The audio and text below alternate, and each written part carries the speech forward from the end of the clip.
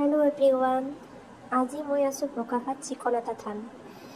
এই থানখনত যিসকলে আহিছে তেওঁলোকে হয়তো এই থানখনৰ মাহিত্যৰ কথা জানে আৰু যিসকলে অহা নাই এই থানখনত আহিব।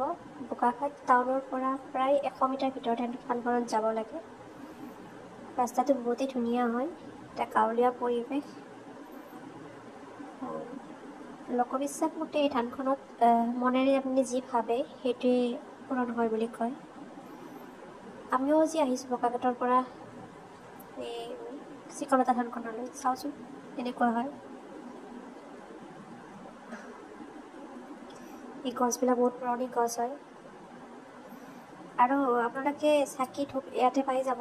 যিসকলে আহে মৰ্ণিঙৰ পৰা ইভিনিংলৈকে চাকি ধূপখিনি পায়ে যায়।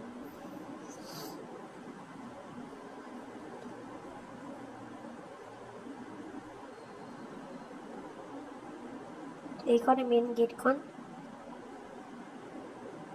আমি ইয়াতে গাড়ীখন ৰখাই থ'লোঁ। এতিয়া আমি ভিতৰত যাম। ভিতৰত ভিডিঅ' নকৰোঁ দেই, আপোনালোকে ইয়াৰ পৰা চাই ল'ব, কাৰণ ফাৰ্ষ্ট টাইম আহিছোঁতো ভাল নালাগে ন ভিডিঅ' কৰিব চব জেগাতে।